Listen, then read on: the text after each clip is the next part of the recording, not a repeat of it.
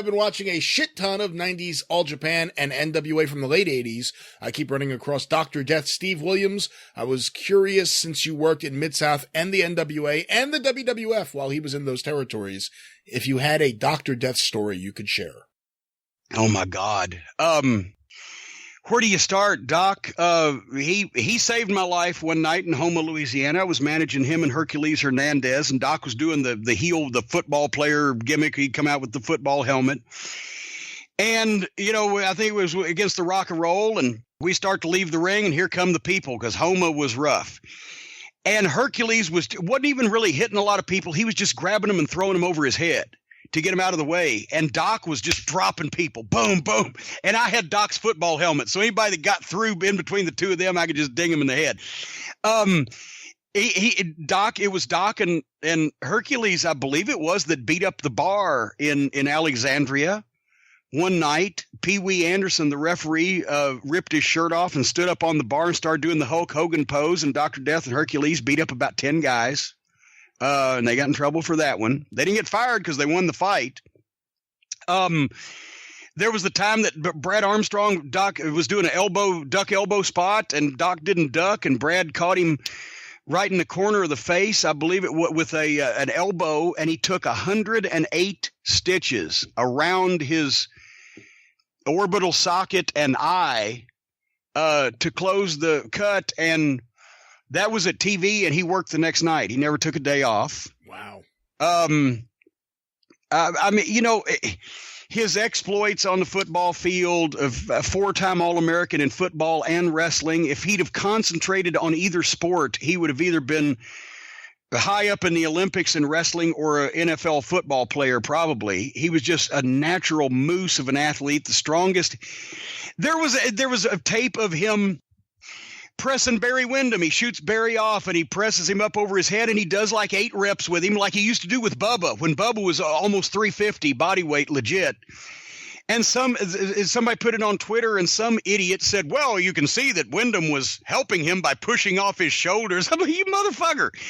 He's holding a fucking 260-pound, 6'6" fucking human being up in the air, regardless of whether the guy's helping or not, which I think Barry was trying to be nice and also reduce the pressure on his balls where Doc had grabbed him by the nuts when he was pressing him over his head.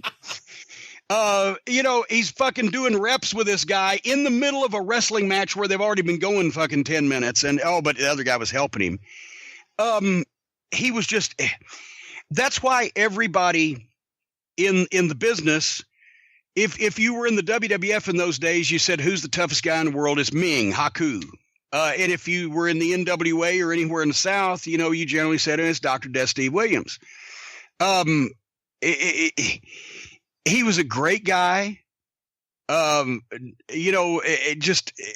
don't understand why that some people, when he had that run in the WWF, they thought, well, the myth of Dr. Death was revealed when Bart Gunn knocked him out in the Brawl for All. Well, no, the myth of, mixed fighting was revealed there.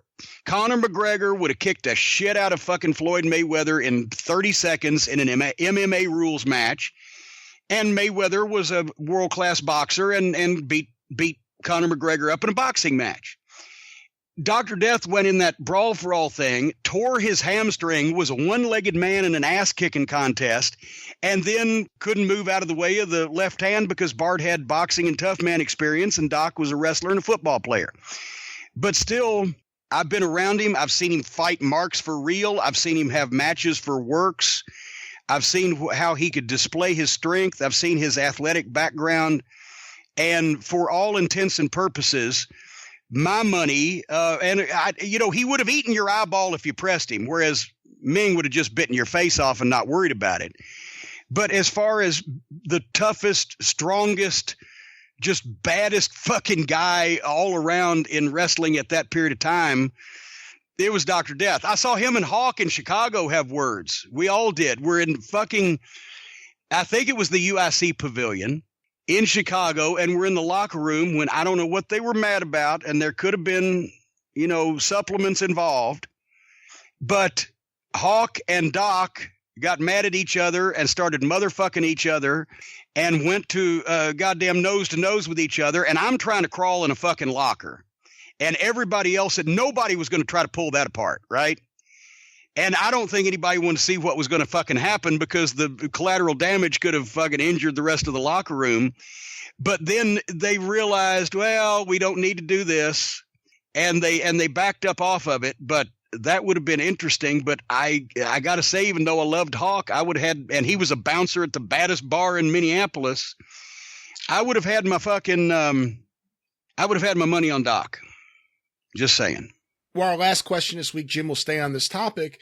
Why didn't Dr. Death Steve Williams become a bigger star in the U.S. like he did in Japan? And this was sent in by Jeff Pollard. See, that's the thing. There wasn't time. Back in those days, that's why the Midnight Express never went to Japan, because we weren't going to get a $10,000 or $12,000 a week deal like the Road Warriors had, because the Road Warriors, they were so big and so impressive looking, and they had the gimmick, and that was right up, the alley for, Gordy and Hanson and Doc and the Road Warriors and those badass fucking Americans that Baba's group liked in those days. The Fantastics would go over 20 weeks a year, 16 weeks a year, and they were on $5,000 a week, even in the 80s for Baba. But as a result, the Fantastic, if you went to Japan, you couldn't maintain a regular spot with one of the major companies unless you were just a guy that was really figured in. I mean, Flair would go back and forth and et cetera. But if the Midnight Express had taken off working for Jim Crockett Promotions when business was hot to go to Japan for a month, you'd had to work around that, and it got tiresome for the bookers. That's when the Road Warriors, before Starrcade 86, we did the angle. That's the only time they ever really did an injury angle on TV. We hurt Animal, allegedly, his back, so that they could go to Japan for a month and come back Starrcade and get even. Well, heels didn't fucking get hurt and come back and get even. So we would have lost our spot, and the bookers were willing to work around for the very top guys, especially the baby faces or guys who were making $10,000 a week in Japan. They were willing to work around that. They held their nose and did it. But if we'd have left, they'd have said, well, fuck, okay, we'll find another fucking heel team maybe. We didn't want to do that, and we weren't going to get that. We were making almost $5,000 a week as it was here in this country. Why would we leave and go somewhere else to do it for a month and then lose the spot where we were doing it all the time? So that's Doc was in that position where he could go over there and make, and I mean, he was going every tour for a long time. Doc was along with Hanson and Gordy and a few other people was the most Japanese tours, Abdullah, etc. So he was making a fortune. So he would work WCW, or then earlier than that, the dying days, the UWF or whatever, around his Japanese tours rather than working the Japanese tours around his American business. And why didn't Stan Hansen become a quote unquote bigger star in the United States after 1982 or 83? When did Hansen even wrestle in the United States? But he was one of the greatest wrestlers in the business and one of the highest paid, but it was all in Japan. Around the time you were on the booking committee in WCW, I noticed Steve Williams kind of became Jim Dugganized. All of a sudden he was getting a little sillier, trying to cross his eyes. He was yelling, ho. What are your memories about that? That was a little bit before. That was the summer of '89, and that's when the Midnight were still baby faces off the original Midnight thing, and I got a chance to manage Doc again, like I'd done a few times in Mid-South, but he was a baby face, and we did 6-mans with the Freebirds. And I think he was used to being such a straight-ahead, serious guy that, now he saw, okay, it's TBS, it's television. He was trying to be more quote unquote entertaining without not being Dr. Death. And of course, he and Duggan were big friends and had worked together so long and ridden together and et cetera, et cetera. So he was picking up some of, Hacksaw's shit to try to be, more not cosmetically pleasing, but television pleasing for the modern pay-per-view age. But, Doc was not a guy that was going to cut a lot of witty interviews. Let me put it that way. He was a smart guy and a witty guy, but I remember one time he was cutting a promo and he was mad about his money. That's another thing. He was mad about his money. And he was like, what happens when you go to the mailbox and you look in there and the eagle hasn't flown and the box is empty or whatever? And he was trying to send a message. Like every once in a while, I'd send a message.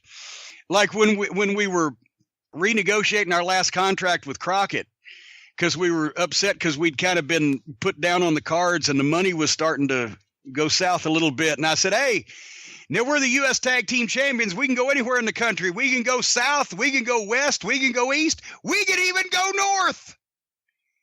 And, and it was a little, Dusty's back there in the control room. He's hearing this, so he knows that we're aware. But otherwise, he was just trying to be more. And those 6 men with the Freebirds, of course, that's the famous Doc story when he beat the bejesus out of Jimmy Garvin in the Boston Garden for disrespecting all of us. We were the baby faces. I've mentioned Michael and Jimmy. Terry Gordy was he was the greatest. Not only a natural worker, one of the best talents in the business, great guy, just super guy. Michael and Jimmy had convinced themselves they were going to recapture the old Freebirds magic. And as I've mentioned, there's Jimmy Garvin, 5'11" and fucking 200 pounds on steroids, having fucking steroid fucking rage fits. He's been a money drawing chicken shit heel all his life, and suddenly he's trying to work like one of the Road Warriors. And Michael was convinced that they were going to recapture that magic and they were going to have all this heat and they were going to turn the WCW business around. And they didn't, because it wasn't the real Freebirds and it wasn't the same time and nothing was going to turn WCW business around. But we're baby faces, and there's 4 of us, there's 3 of them. But in the Boston Garden, they shined us a little bit. Then they got a long set of heat on fucking Bobby. Then they beat fucking Stan, fucked it 1, 2, 3 in the middle of the ring. Then as we're all selling, they try to fucking jump back on us and beat us up afterwards when nobody knew it was coming. And Doc had enough. And he fucking grabs one of those old wooden Boston Garden chairs. And the Freebirds didn't want to run from Dr. Death with a fucking chair. Actually, Gordy did. Gordy worked like he was fucking 200 pounds. And fucking flew for people, because he's old friends with Bobby Eaton anyway, and flew for people, and the rest of them were working like goddamn Superman. So they didn't want to run from fucking Doc with that chair, so Garvin was in the front, and Doc flung that thing over his head like Paul Bunyan, and Garvin got his hands up in the nick of time, and whack! And I've told the story, and I'll tell it again. Fucking Jimmy Garvin screams, fuck! And Dr. Death says, fuck with me, and hit him again, harder, whack! Jimmy Garvin, fuck! And Doc, fuck with me! And there were pieces of the chair flying. Garvin, he cracked his elbow. He gashed his forearms up from where he's trying to block it. I think he broke a finger, whatever. He was all beat up. I believe he had maybe take a day or 2 off. It wasn't serious, but he fucking tattooed Jimmy Garvin with that chair 3 or 4 or 5 times until finally they ran legitimately back to the fucking locker room. Whereupon, here comes Doc's following him. And goddamn, me and Bobby and Stan are like, well, this is going to be interesting, but it's our side. Off we go in there. And Doc was going to chew some fucking, concrete off the walls about this. And Bobby actually ran in there. And for the first time that anybody had ever seen, Bobby Eaton yelled at somebody in anger. And he said, hey, we ain't just fucking here to get you fucking guys over.